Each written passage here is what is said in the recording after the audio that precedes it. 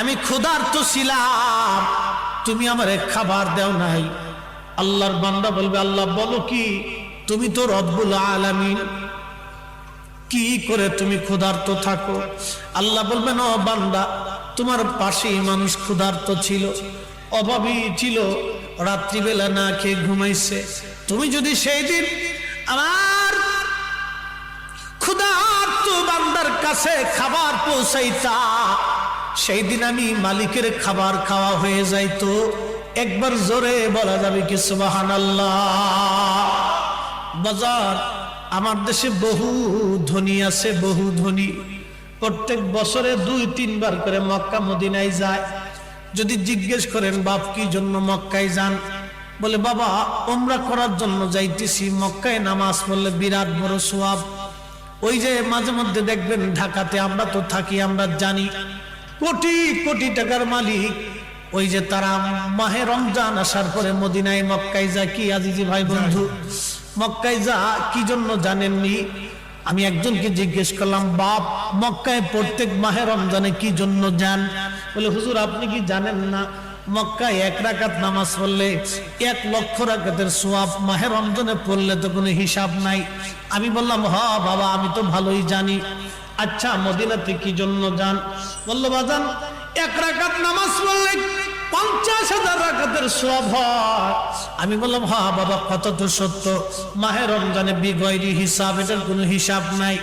আমি ডাক দিয়ে বললাম, বাজার কথা তো সঠিক, এই মক্কাতে নামাজ পড়লে 1 লক্ষ রাকাতের সওয়াব হয়, মদিনাতে 1 রাকাত পড়লে 50,000 রাকাতের সওয়াব হয়।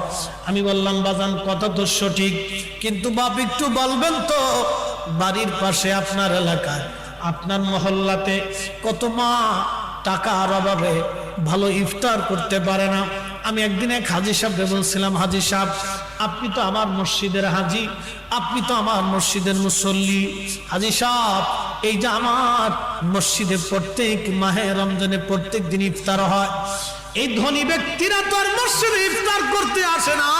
আমি বললাম, বাপ ধনীরা তো সবাই বাড়িতে ইফতার করে, কিন্তু এই মসজিদে যারা ইফতার করার জন্য আসে তারা একবারে দরিদ্র শ্রেণীর মানুষ, মধ্যবিত্ত দরিদ্র, রাস্তা দিয়ে পথিক যারা আছে। আবার অনেক সময় মসজিদে ইফতার করার জন্য বসে শহরে ঢাকাতে যারা অধিকাংশই মসজিদে যারা ইফতার করে, অধিক লোক দরিদ্র, রিক্সাওয়ালা, দিন মজুর, ভ্যানওয়ালা, সারাদিন রোজা রাখার পরে সে জানে মসজিদে গেলে ভালো একটা ইফতার হবে। আমি বললাম, হাজী সাহেব আপনি আল্লাহর ঘর তাওয়াফ করার জন্য যান নেকির আশায়, আল্লাহ পাওয়ার জন্য। হাজী সাহেব এই যে আমার গরিব মানুষ না খেয়ে থাকে, আপনি যদি প্রত্যেক দিনের জন্য ভালো একটা ইফতারের ব্যবস্থা করে যাইতেন, তাহলে আল্লাহ পাওয়ার জন্য মক্কায় দৌড়ানো লাগতো না। আপনি যদি গরিব মানুষের ঘরে খাবার দিয়ে আসতেন বাজান, আল্লাহ পাওয়ার জন্য মদিনায় দৌড়ান লাগতো না, নবী পাওয়ার জন্য মদিনায় যাওয়া লাগতো না। আপনি উম্মতের হয়ে যাইতেন, নবীর উম্মত না খেয়ে থাকবি, আর আপনি মদিনায় যাইয়া নবীর জন্য কাঁদবেন, আমার নবী ধরা দেবে না। আল্লাহর বান্দা না খেয়ে থাকবে, আর আপনি কাবা শরীফের চারপাশে ঘুরে ঘুরে কাঁদবেন আর বলবেন আল্লাহ মাফ করে দাও। আল্লাহ বলবে তা হবে না, আমার বান্দার ঘরে আগে খাবার পাঠাও, আমার বান্দারে খাওয়াইলে আমি আল্লাহর খাওয়া হয়ে যায়, আমার বান্দার আত্মাকে খুশি করলে আমি আল্লাহ খুশি হয়ে যাই। কথা বলেন ঠিক কিনা? আল্লাহর বান্দা বলবে রব বলেন কি? আল্লাহ বলেন কি, আপনি তো রব্বুল আলামিন, আপনি কি করে অসুস্থ হন? আল্লাহ পাক বলবেন, বান্দারে আমার তোমার প্রতিবেশী অসুস্থ ছিল, তুমি যদি তার সেবা করাইতা, ওষুধ কিনে দিতা, আমি আল্লাহর সেই দিন সেবা করা হয়ে যাইতো রে বান্দা, আমি আল্লাহর সেই দিন সেবা করা হয়ে যাইতো। হা হা, আমরা বুঝি কয়জন এই হাদিস, মানি কয়জন এই হাদিস?